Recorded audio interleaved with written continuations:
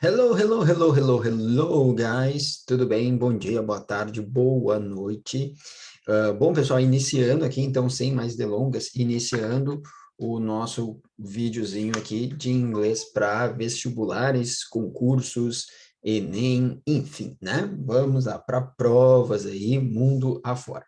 Então, vamos lá, o prof, sem mais delongas, já vou compartilhar a minha tela aqui com você. Então, tá. Olha só, gente, vamos começar então, tá? Justamente por essa partezinha, tá? Partezinha de pronomes, partezinha bem importante aí, que vai nos trazer, né, certamente aí uma base, tá? E também traz algumas questões, tá?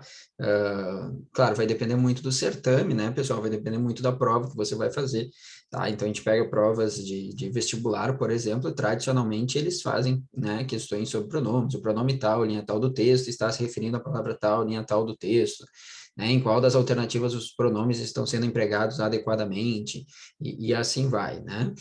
Tá? A gente sabe que o Enem, aí isso aqui é muito mais para interpretação e compreensão de texto, que é o que a gente chama de gramática aplicada, tá? A gramática aplicada à compreensão e interpretação textual. Então, vamos lá, deixa eu pegar aqui uma cor diferente, aqui. Então, vamos lá, gente, ó. Esses aqui são os pronomes, tá? E seus grupinhos aqui, né? Digamos assim, mais tradicionais. O pronome relativo não está aqui. Por quê, Dani? Porque pronome relativo e pronome demonstrativo eu vou trabalhar com vocês depois de uma maneira em separado, tá? Até porque há essa necessidade. Então, aqui a gente vai trabalhar esse primeiro grupinho de pronomes, que são o subject, ou subjective pronoun. A gente pode chamar isso aqui, ó, de subject or subjective pronoun, object or objective pronoun, tá? Adjective possessive, possessive pronouns e reflexives. Aí vai dizer, bah, Dani, o possessive apareceu duas vezes ali, tá? É porque realmente nós temos dois grupinhos aqui. Um é o adjetivo possessivo e o outro é o pronome possessivo. E nós vamos diferenciá-lo, tá bom, gente? Então, só um minutinho, deixa eu ajeitar uma coisa aqui. Vamos lá. Então, vamos começar, obviamente, né, tá? Com o subjective pronoun, que é o nosso primeiro grupinho ali, tá? Aí depois o senhor vou colocar alguns exemplos aqui, depois vamos apagando, colocando novos exemplos e assim nós vamos, tá, gente? Então, vamos lá, deixa eu pegar aqui. Opa, não estraga a surpresa, Dani, deixa assim. Vamos lá. Gente, olha só. Nossa, o que que apareceu aqui para mim? Apareceu um negócio de notícia, fecha isso aqui. Puxa, aí, tá? Olha só, vamos lá. Tá?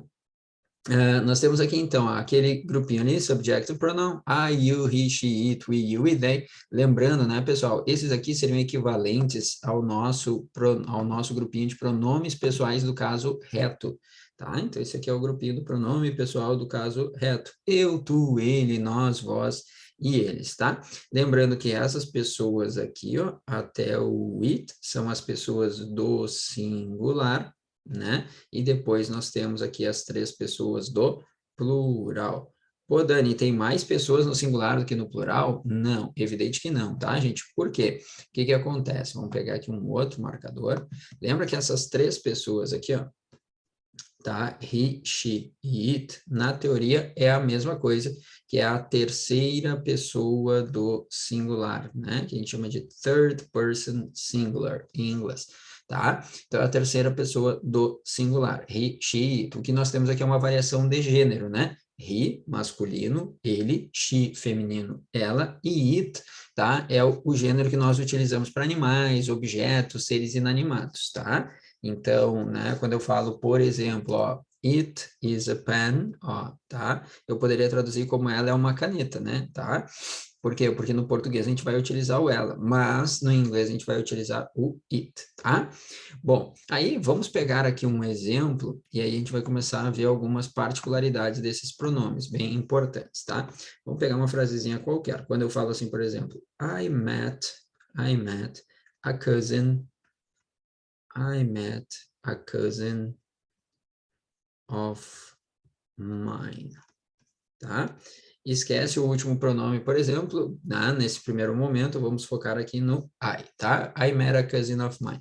Depois, vamos colocar aqui uma frasezinha mais simplesinha. She is my friend.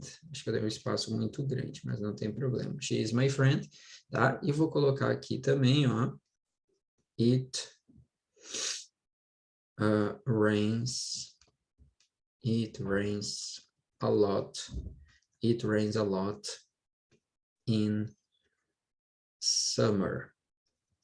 It rains a lot in summer, tá? O que que acontece, tá, pessoal? Olha só, percebam, tá? Aqui eu tenho it, aqui eu tenho she, né? Então, nós temos aqui os nossos três subjects or subjective pronouns, tranquilinho?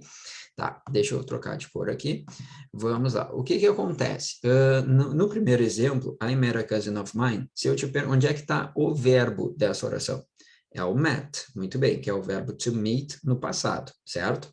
Onde é que está o verbo na segunda oração? É o rains, né? Que é o verbo chover, né? Tá? Aqui a adição do Szinho, né? Porque é um verbo na terceira pessoa no simple present. Isso aí a gente trabalha depois nos tempos verbais, tá? E por último aqui, ó, nós temos o verbo to be, o famoso verbo to be, né? Na forma is, tá? Então, você percebeu que, ó, uma das características do subject é que ele vem before a verb.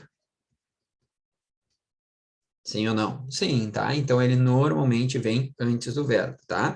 E a característica mais importante aqui, né, gente? Qual é a função sintática que ele exerce? Quer ver? Olha só. Quem é que encontrou o primo? Eu. Então, ele é o sujeito do verbo.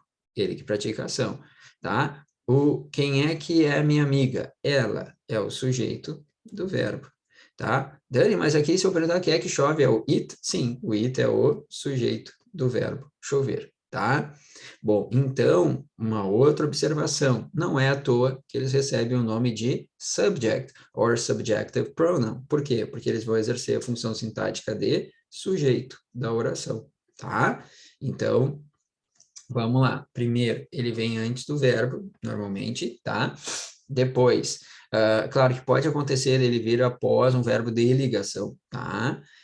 Mas isso aí a gente vai ver em outro momento, tá, gente? Mas ele é normalmente antes do verbo e ele, em 99,9% dos casos, exercerá função sintática de sujeito, tá bom?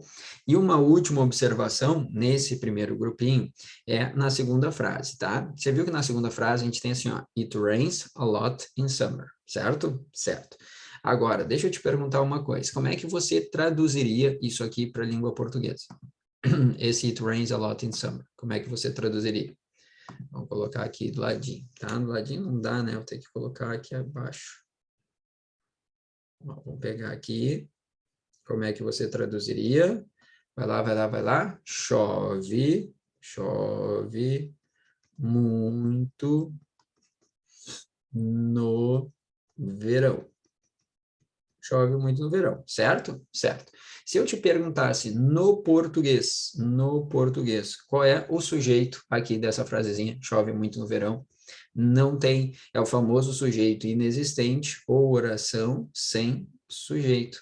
Quando que eu tenho oração sem sujeito, Dani, na língua portuguesa? Lembra? São quando nós temos os chamados verbos impessoais, tá? A gente não vai entrar muito no mérito aqui, porque não é aula de língua portuguesa, tá? Embora, né, vocês saibam muito bem que o professor também é de língua portuguesa, tá? E eu gosto de fazer essas comparações aqui para que você enxergue isso.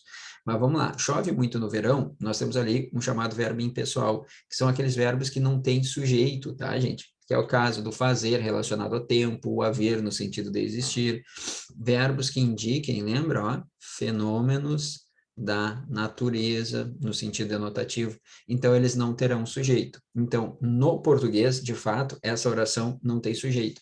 E aí, qual é a pegadinha que de vez em quando vem? O cara pensa assim, ó, pô, se eu não tenho sujeito, não chove muito no verão, então no it rains a lot in summer não tem sujeito. Mentira, você acabou de ver, olha só, marca isso, até vou pegar um marca-texto aqui para você, ó.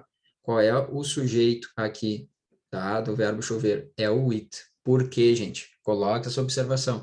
Na língua inglesa, toda oração tem sujeito. Não existe oração sem sujeito na língua inglesa. O que pode acontecer é ter o sujeito oculto, tá? No caso imperativo, por exemplo, tá? Aparece o sujeito oculto, e isso acontece, tá? Quando eu digo assim, ó, go home, o cara tá falando diretamente contigo, go home, qual é o sujeito? you, e o you fica subentendido ali, é o famoso sujeito oculto. Esse existe, mas não existe oração sem sujeito na língua inglesa. Então, lembra que o sujeito da oração ali no It rains a lot in summer é o it, tá? Então, com fenômenos da natureza, nós vamos utilizar o pronome it, exercendo função sintática de sujeito. Tá bom, pessoal? Então, esse primeiro grupinho aí de pronomes e de extrema importância aí, tá? Suas utilizações e a função sintática que ele exerce, tá bom? Fechou? Vamos seguir aqui com os nossos estudos.